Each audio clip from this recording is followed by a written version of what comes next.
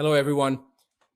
This is part 4 on the video series that I started putting out about 5 days ago, which is COVID-19 conspiracy ? The last video, part 3, talked about the actual research regarding COVID-19 and its relationship to the wild-type coronavirus, specifically the SHC014 wild-type strain, and what was done to make it into a chimera, and the research that was actually published. Some people that have tried to attack me on it, which obviously they did not even bother looking at the video because I actually showed the studies, but the vast majority of the people that have a critical mind, that are intelligent people, were able to see with their own eyes. Again, they didn't refute what their own senses showed them, what their own eyes showed them. Now, this part 4 is looking at the role of 5G and the immune system, and if there is a correlation, how does it correlate the 5G to the coronavirus, to the COVID-19 breakout? And there have been some people that have talked about this already, but it was never given with any fact. It was the conspiracy theorist type stance, and I really wasn't sure whether to believe it or not, so I decided to look into it myself. So first I'm going to present the relationship between 5G and the immune system, which essentially, I'm just going to make a statement right now that I'm going on to prove it, but essentially 5G rapes the immune system. All right, I'm just going to say it. No offense intended. The point being that it is that harsh and it is that dramatic and it's that damaging. The second component was I wanted to see whether there was a correlation between the rollout of 5G in certain countries and the incidence of COVID-19 in those countries. I'm going to show you that, and then I'm going to let you reach your own conclusion and decide what you want to decide. The bottom line is there is some type of correlation, and if there is a correlation, then why would there be a relationship between 5G and coronavirus? Is there a motive? Is there a reason for this? If I can show you that there's a connection, prepare to be disturbed. So let's start off with what actually is 5G. So the World Health Organization defines 5G a very specific way, and it talks about the electrical fields that are created by difference in voltage, and the higher the voltage, the higher and stronger the resulting field will be. Now, what 5G is the next generation of communication. Now, up to this point, the 3G and 4G, they were usually running between 50 cycles per second to 60 cycles per second, and this was measured in hertz. However, with the advent of 4G, it went up a little bit higher, and it goes up to around 200 to 300 hertz. The advent of 5G takes this up in order of magnitude times 3 or 4. We're going from 50 cycle, 60 cycle hertz to over 10 megahertz up to 300 gigahertz. So this is like exponentially greater electromagnetic fields that we're creating. These are radio frequency electromagnetic fields that we're creating. So prior to this, it was extremely low frequencies, what they called ELF fields. But now these fields have gone up to from, as I said, 50 to 60 hertz, maybe up to 900 hertz with some of the mobile devices that we held in our hands, now to an order of magnitude of 10 megahertz to 300 gigahertz. That's what we're talking about when we're talking about 5G. So it's important to understand that the difference between 3 and 4G to 5G is not just one generational, what you would think. It's a leap and bound. It's like going from a 2-dimensional image to a 5-dimensional image. It's massively different. It's not even close to being the same thing. All right. However, the attractive component of 5G dwarfed the actual concerns that we should have had about the rollout of 5G from a health perspective, from a wellness perspective, from a perspective of what does it do to the human physiology or to any physiology, to any living physiology. And that was virtually ignored. The World Health Organization basically took a back stance on this. All right. So what does actually the science show us?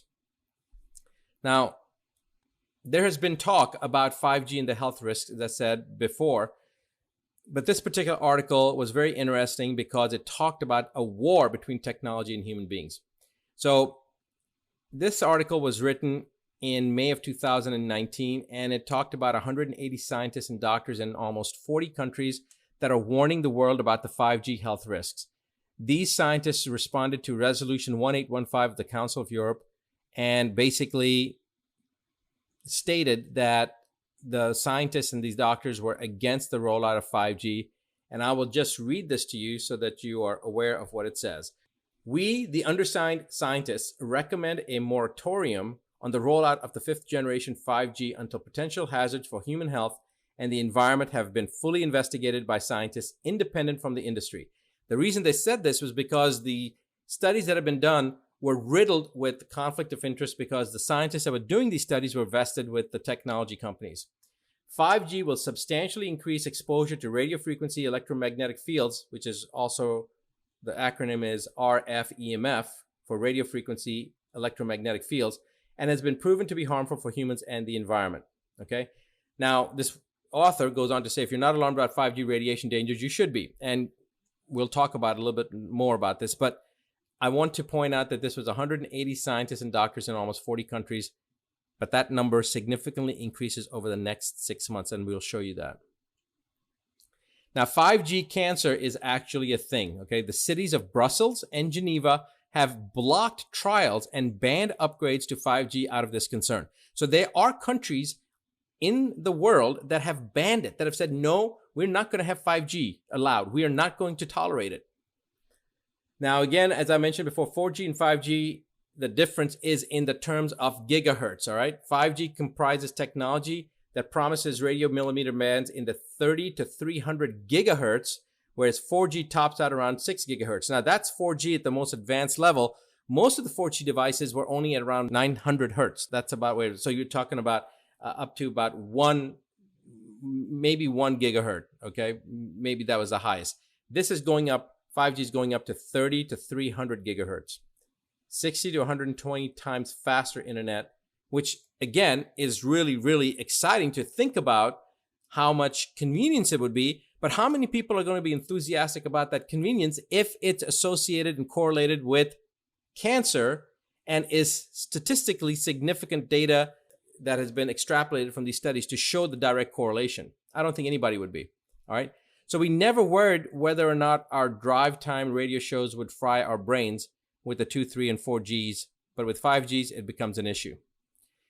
While 4G wavelength travel along the surface of the skin, 5G millimeter waves are more insidious. 5G wavelengths are emitted, our skin will automatically absorb them.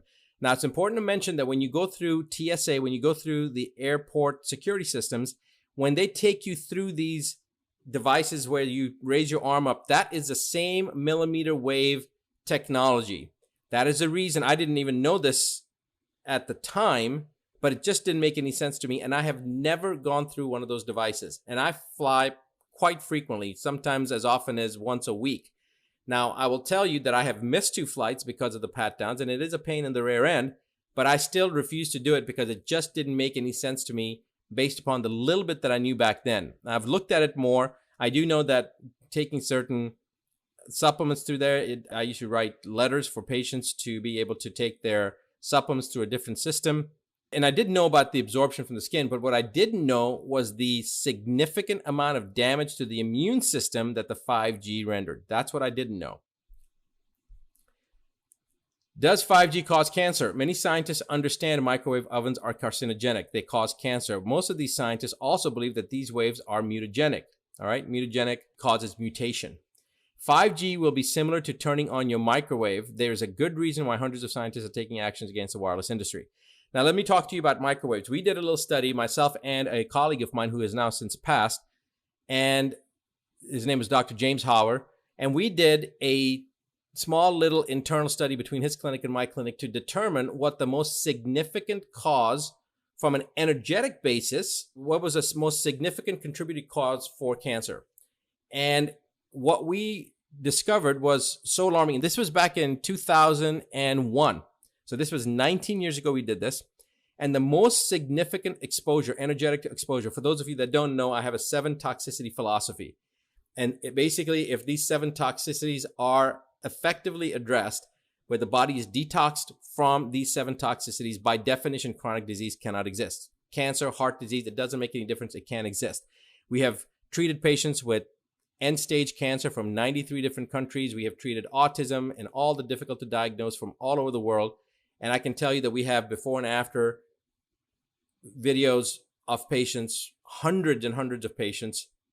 In the case of autism, we've treated over 3,800 patients. And we have been able to define quantitatively that if you can eliminate these 7 toxicities, by definition, chronic disease cannot exist. Of these 7 toxicities, the 4th one is the energetic toxicities. The energetic toxicities are things such as electromagnetic radiation, ambient cell phone radiation, microwave technologies, anything that causes an effect from an energetic source on the body. We found, Dr. Harvard and I found 19 years ago, that the most significant adverse effect from any energetic component that a person would experience that was suffering from cancer was from microwaves. And for that reason, I have not had a microwave in my house since 2001. Actually, I'd stopped using in 2000. So for 20 years in my house or wherever I've lived, there has never been a microwave.